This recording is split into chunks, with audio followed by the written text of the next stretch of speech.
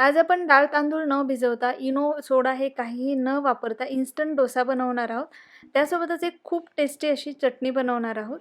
तर त्यासाठी व्हिडिओ शेवटपर्यंत नक्की पहा. आवडला तर लाईक आणि चॅनलला सबस्क्राईबही नक्की करा. आपण सुरुवात करूयात. तर सगळ्यात आधी आपल्याला डोसा बनवायचा आहे. त्यासाठी इथे मी 1 कप भात घेतलेला आहे.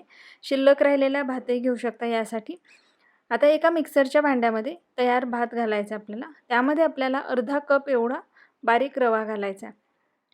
आता यासोबतच मी यामध्ये पाव कप एवढं तांदळाचं पीठ घातलेलं आहे. तांदळाचं पीठ जर नसेल तुमच्याकडे तर तुम्ही रव्याचं प्रमाण थोडंसं वाढवू शकता. आता पाणी न घालता सुरुवातीला या पद्धतीने हे मिक्सरला एकदा फिरवून घ्यायचं आणि नंतर यामध्ये आपल्याला अर्धा कप एवढं दही घालायचं आहे. यासोबतच आपल्याला यामध्ये पाणी घालायचं आहे. तर सुरुवातीला मी अर्धा कप घातले, गरजेप्रमाणे घालणार आहे. तर इथे या पद्धतीने एकदम स्मूथ बॅटर याचं मी तयार करून घेतले आणि पुन्हा अर्धा कप यामध्ये मी पाणी घातले. म्हणजे टोटल इथे मी 1 कप पाण्याचा वापर केलेला आहे. आता हे तयार बॅटर आपल्याला एका बाउलमध्ये काढून घ्यायचे.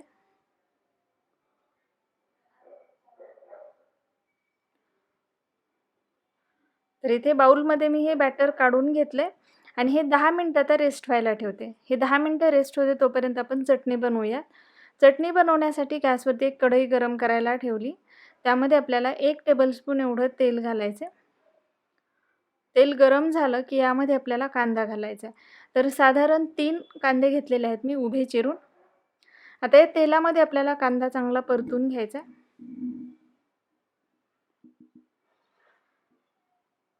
कांदा या पद्धतीने हलकासा सोनेरी रंगावरती आला की यामध्ये आपल्याला डाळ घालायची. आता या स्टेजला आपल्याला गॅसची फ्लेम कमी करायची आणि यामध्ये आपल्याला 2 टेबलस्पून चणा डाळ घालायची, 2 टेबलस्पून एवढी उडीद डाळ घालायची आणि 1 टेबलस्पून एवढे धने घालायचे आणि पुन्हा याला आपल्याला छान भाजून घ्यायचे.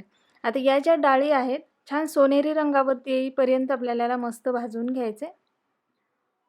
तर डाळी या पद्धतीने चांगल्या भाजल्या गेल्या की यामध्ये आपल्याला सुक्या लाल मिरच्या घालायच्या. तर इथे मी 1 काश्मीरी मिरची घातलेली आहे आणि बाकीच्या तिखट मिरच्या घातलेल्या आहेत. तर तुम्हाला तिखटाचं प्रमाण कसं आवडतं त्यानुसार तुम्ही मिरच्या घेऊ शकता. यासोबतच आपल्याला यामध्ये थोडी चिंच घालायची आणि साधारण 2 टेबलस्पून एवढं डेसिकेटेड कोकोनट किंवा किसलेलं सुकं खोबरं घालायचं. आता पुन्हा हे छान भाजून घ्यायचं. खोबरं यातलं छान सोनेरी रंगावर येईपर्यंत याला भाजायचं आपल्याला. गॅसची फ्लेम लो टू मीडियम ठेवायची, सतत हलवत राहायचं. तर खूप टेस्टी लागणारी चटणी आहे. साऊथ इंडियन प्रकार आहे हा. तर ही चटणी तुम्ही डोश्यासोबतच नाहीतर इडलीसोबतही खाऊ शकता. आता हे व्यवस्थित थंड करून घ्यायचं आपल्याला. मी गॅस बंद केलेला आहे, थंड व्हायला ठेवते.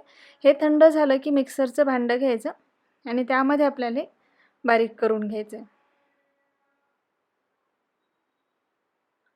आता यामध्ये मी मीठ घालते आणि गरजेप्रमाणे पाणी घालून एकदम स्मूथ पेस्ट आपल्याला याची तयार करून घ्यायची.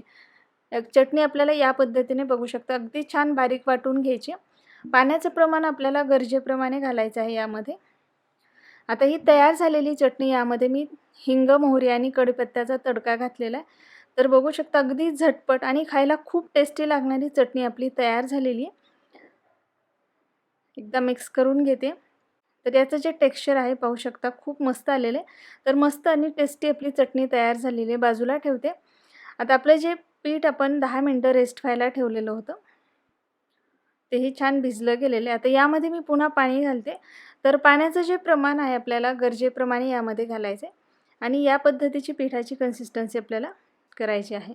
आता यामध्ये मीठ घालूयात आणि याला मिक्स करून घेऊयात. तर यामध्ये आपल्याला सोडा, इनो, बेकिंग पावडर काहीच घालण्याची गरज नाही. खूप छान आणि क्रिस्पी असा डोसा आपला तयार होतो. खायलाही खूप छान लागतो. जर कधी आपला भात शिल्लक राहिला असेल तर त्याचा तुम्ही या पद्धतीने डोसा बनवू शकता. तर याचा मी डोसा बनवते. तवा अगोदरच मी गरम करायला ठेवलेला होता. कास्ट आयर्नचा तवा आहे हा. त्याला व्यवस्थित आपल्याला नॉनस्टिक करून घ्यायचं. त्यावरती तवा व्यवस्थित झाला की थोडंसं तेल आणि पाणी घालून आपल्याला त्याला चांगलं पुसून घ्यायचं आणि नंतर आपल्याला या पद्धतीने त्यावरती डोशाचं बॅटर पसरवून घ्यायचं. म्हणजे आपला जो डोसा आहे छान क्रिस्पीही होतो आणि व्यवस्थित निघतो देखील, तव्याला चिटकत नाही. वरतून थोडंसं तेल सोडायचं आहे आपल्याला आणि याला व्यवस्थित भाजून घ्यायचं. डोसा चांगला भाजल्यानंतरच त्याला आपल्याला काढायचं म्हणजे तो व्यवस्थित निघतो आणि छान क्रिस्पीही होतो. तर बघू शकता याला मस्त गोल्डन रंग आलेला आहे आणि खूप क्रिस्पी असा डोसा तयार झालेला आहे. याच पद्धतीने राहिलेलेही डोसे मी तयार करून घेणार आहे. बघू शकता आपला दुसरा जो डोसा आहे तोही खूप छान झालेला आहे. जाळीही खूप मस्त पडते. यामध्ये आपण कुठले बेकिंग पावडर, बेकिंग सोडा असं काहीच घातलेलं नाही. तरीसुद्धा खूप क्रिस्पी आणि जाळीदार डोसे आपले तयार होतात. तर दुसराही डोसा इथे मी तयार करून घेतला आहे. पाहू शकता मस्त झालेला आहे. तर इथे खूप टेस्टी आणि मस्त आपली चटणीही तयार झालेली बघू शकता. याचा जो थिकनेस आहे तोही पाहू शकता. याचं जे टेक्स्चर आहे खूप मस्त आलेलं आहे.